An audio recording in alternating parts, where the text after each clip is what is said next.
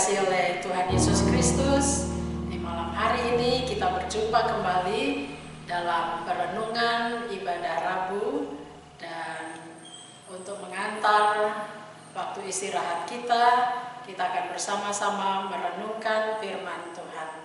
Mari kita berdoa. Tuhan yang setia dan penuh kasih, Engkau senantiasa menuntun kami dan memberikan kepada kami kekuatan dalam menjalani kehidupan ini. Kami akan merenungkan firman-Mu di malam hari ini. Tolong kami Tuhan agar kami mengerti dan memahami maksud dan kehendak-Mu, sehingga firman yang kami baca dan renungkan menginspirasi kami untuk menjalani kehidupan kami dari hari lepas hari. Bersabdalah ya Tuhan, anak-anak-Mu sedia mendengarkan firman-Mu. Amin. Saudara-saudara yang dikasihi oleh Tuhan Yesus Kristus, firman Tuhan di malam hari ini terambil dari Ibrani pasal 12 ayat 12 sampai ayat 17. Saya akan membacakannya bagi Bapak Ibu sekalian. Sebab itu kuatkanlah tangan yang lemah dan lutut yang goyah, dan luruskanlah jalan bagi kakimu, sehingga yang pincang jangan terpelecok, tetapi menjadi sembuh. Berusahalah hidup damai dengan semua orang, dan kejarlah kekudusan, sebab tanpa kekudusan tidak seorang pun akan melihat Tuhan. Jagalah supaya jangan ada seorang pun menjauhkan diri dari kasih karunia Allah, agar jangan tumbuh akar yang pahit, yang menimbulkan kerusuhan dan yang mencemarkan banyak orang. Janganlah ada orang yang menjadi cabul atau yang mempunyai nafsu yang rendah seperti Esau, yang menjual hak kesulungannya untuk sepiring makanan. Sebab kamu tahu bahwa kemudian ketika ia hendak menerima berkat itu, ia ditolak, sebab ia tidak beroleh kesempatan untuk memperbaiki kesalahannya, sekalipun ia mencarinya dengan mencucurkan air mata. Demikian saudara-saudara firman Tuhan bagi kita. Berbahagialah setiap orang yang mendengarkan firman-Nya dan merenungkannya setiap hari. Saudara-saudara yang dikasihi oleh Tuhan Yesus Kristus, sering kita dengar kata salam sehat, salam semangat. Ungkapan motivasi ini sering kita dengar dalam beberapa bulan terakhir ini di masa pandemi COVID-19. Tujuannya adalah untuk saling memberikan nasihat, memberikan semangat, saling memberikan kekuatan satu dengan yang lain di tengah-tengah rasa kekhawatiran, di tengah-tengah rasa kecemasan, di tengah-tengah rasa ketakutan. Karena ketika seseorang mendengar kata COVID-19 saja, orang sudah mulai cemas, dan kecemasan itu memengaruhi kehidupan kita. Karena COVID-19 juga secara ekonomi kita bahkan keluarga mengalami kecemasan karena kehidupan ekonomi keluarga kita yang berbeda sebelum COVID dibanding COVID, atau bisnis kita saat ini, ataupun usaha kita. Di sisi sosial, saudara-saudara yang dikasihi oleh Tuhan Yesus Kristus atau bidang sosial, COVID-19 juga mempengaruhi atau mengubah perilaku kita sehingga muncul istilah new normal. Dalam kehidupan spiritualitas juga gereja mulai mengubah metode-metode pelayanannya untuk menjawab persoalan beribadah yang dapat saling menjaga dan tetap menjaga nilai-nilai persekutuan dan pelayanan supaya semakin kuat di dalam kehidupan bergereja. Saudara-saudara, keadaan sulit yang dialami ini, orang-orang Kristen juga, orang-orang Kristen Yahudi di zaman tulisan Ibrani mengalami hal yang sama.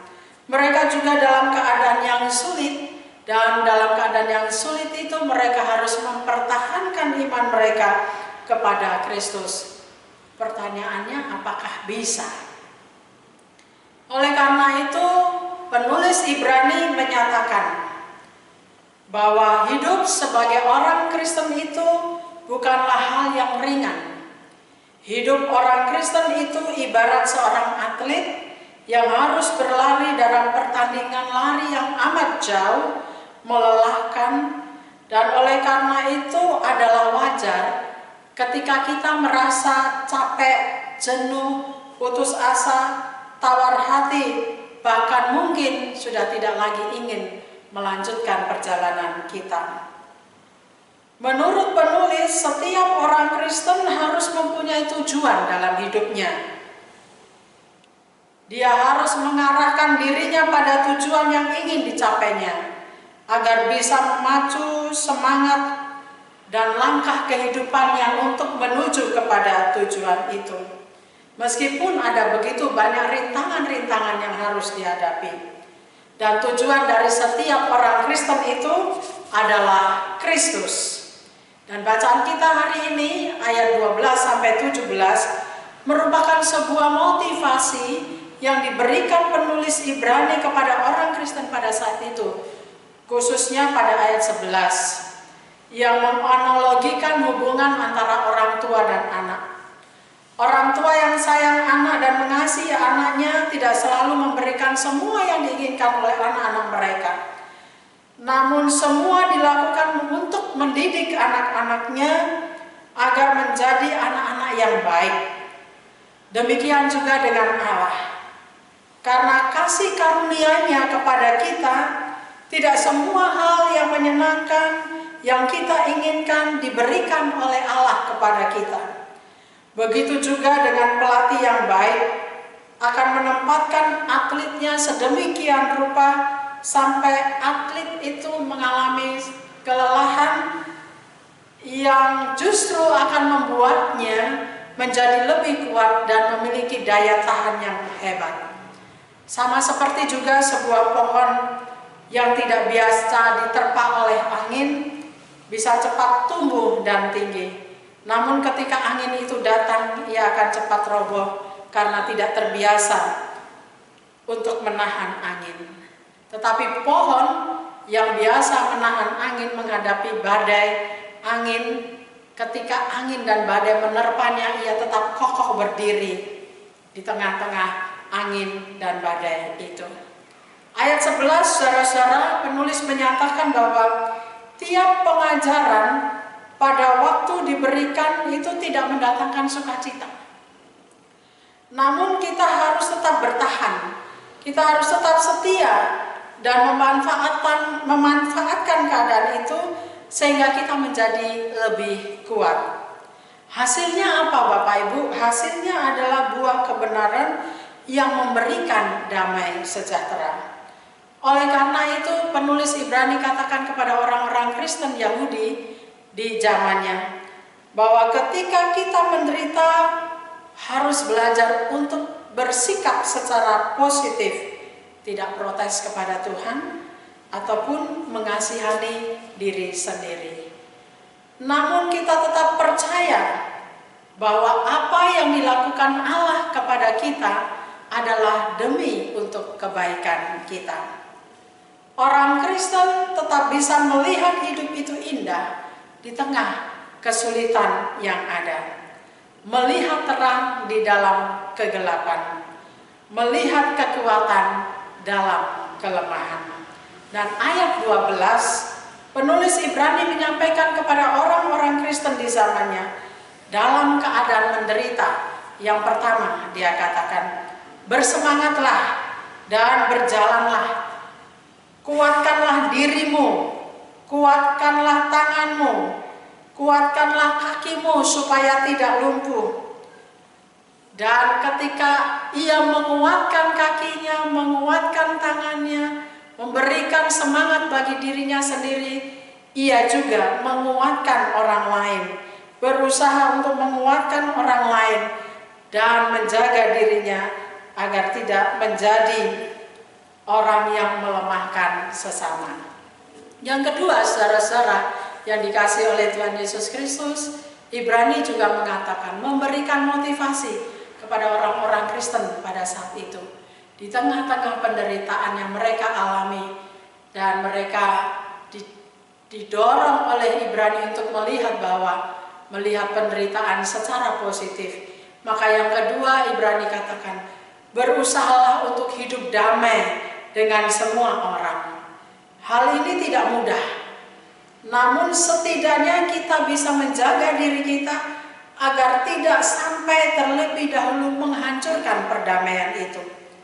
Terkadang sekalipun kita berusaha untuk berdamai dengan orang lain, tetapi orang lain tidak mau berdamai dengan kita, maka janganlah kita sampai memulai sebuah pertengkaran di dalam kehidupan kita. Tetapi kita harus berjuang untuk membangun perdamaian dengan sesama, agar tidak muncul, dikatakan oleh Ibrani, akar yang pahit dalam kehidupan persekutuan orang percaya. Surat Paulus kepada jemaat di Roma pasal 12 ayat 8 yang berbicara tentang hal itu menyatakan demikian.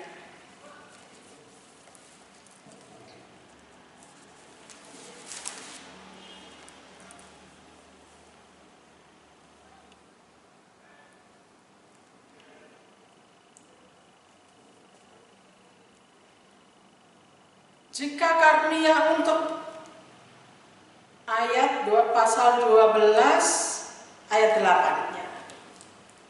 Jika karunia untuk menasihati, baiklah kita menasihati. Siapa yang membagi-bagikan sesuatu, hendaklah ia melakukannya dengan hati yang ikhlas. Siapa memberi pimpinan, hendaklah ia melakukannya dengan rajin. Siapa yang menunjukkan kemurahan, hendaklah ia melakukannya dengan sukacita. Saudara-saudara yang dikasihi oleh Tuhan Yesus Kristus, yang ketiga, Ibrani memberikan motivasi dan dorongan kepada orang-orang Yahudi pada saat itu, orang-orang Kristen Yahudi maksudnya, pada saat itu untuk mengejar kekudusan. Cara berdamai dengan diri, dengan sesama, dan dengan Allah adalah hidup dalam kekudusan. Allah menghendaki agar kita hidup dalam kekudusan, dan itu harus kita upayakan, sebab tanpa kekudusan, Ibrani katakan, tak seorang pun dapat melihat Tuhan. Hal yang keempat, saudara-saudara, ayat 15, Ibrani mengatakan, jangan menjauhkan diri dari kasih karunia Allah. Allah itu penuh kasih karunia. Allah ingin supaya kita memperoleh kasih karunia itu. Karena itu kita perlu waspada diri. Jangan sampai tanpa kita sadari kita menolak kasih karunia Allah. Hal yang kelima, saudara-saudara yang dikasihi oleh Tuhan Yesus Kristus, jangan pernah menukar hal yang terbaik dalam diri kita untuk sesuatu yang memuaskan fisik kita, yang bersifat sementara, sesuatu yang tidak berharga seperti yang dilakukan Esau. Meskipun Esau menangis, tetapi tangisan itu tidak dapat mengubah apa yang sudah dilakukannya. Saudara-saudara yang dikasihi oleh Tuhan Yesus Kristus, mari bersama-sama kita belajar dari motivasi yang diberikan oleh penulis Ibrani kepada orang-orang Kristen Yahudi di zamannya. Ketika kita merasa bahwa penderitaan ini tidak selesai-selesai, keadaan ini tidak selesai-selesai, Ibrani memberikan kekuatan kepada kita. Tetaplah bersemangat, tetaplah kuatkan hatimu, tetaplah kuatkan tanganmu, tetaplah kuatkan kakimu. Meskipun kau berusaha untuk menguatkan dirimu, menyemangati dirimu, tetapi engkau juga harus menguatkan orang lain. Yang kedua, saudara-saudara yang dikasihi oleh Tuhan Yesus Kristus, kita juga diingatkan oleh Ibrani melalui firman Tuhan hari ini berusahalah untuk hidup damai dengan semua orang. Dan yang ketiga, tetaplah untuk mengejar kekudusan meskipun dalam keadaan yang sulit. Tetap hidup di dalam kekudusan. Karena sekarang ini banyak sekali tawaran-tawaran yang kita terima. Tetapi marilah kita tetap menjaga kekudusan hidup kita. Dan janganlah menjauhkan diri dari kasih karunia Allah. Jangan pernah juga menukar hal yang terbaik dalam diri kita untuk hal yang sementara. Mari kita tetap bertahan, tetap memiliki semangat dan menguatkan diri di tengah-tengah keadaan saat ini. Karena kasih karunia Tuhan senantiasa ada di tengah-tengah kehidupan kita. Tuhan memberkati. Amin. Saudara-saudara yang dikasihi oleh Tuhan Yesus Kristus, sebelum kita beristirahat di malam hari ini, mari kita berdoa.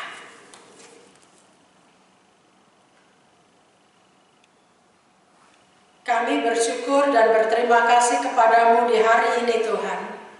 Firman-Mu menguatkan kami. Engkau mengetahui apa yang kami gumuli. Dan Engkau menolong kami melalui firman-Mu.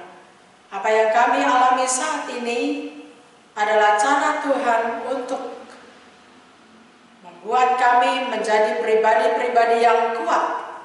Pribadi-pribadi yang selalu percaya kepada Tuhan. Dan pribadi-pribadi yang kokoh dan teguh di dalam iman kepada Kristus. Karena itu tolong kami Tuhan, agar kami senantiasa menyerahkan seluruh rasa kami ke dalam tangan-Mu.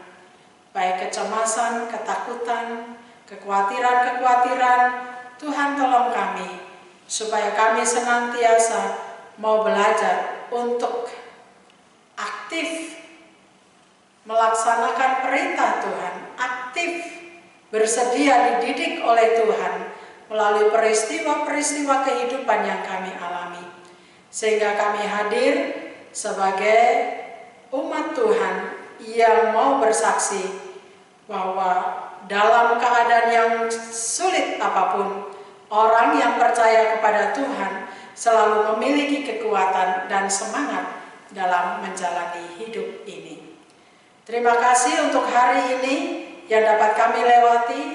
Engkau menolong kami untuk melakukan aktivitas dan pekerjaan yang menjadi tanggung jawab kami.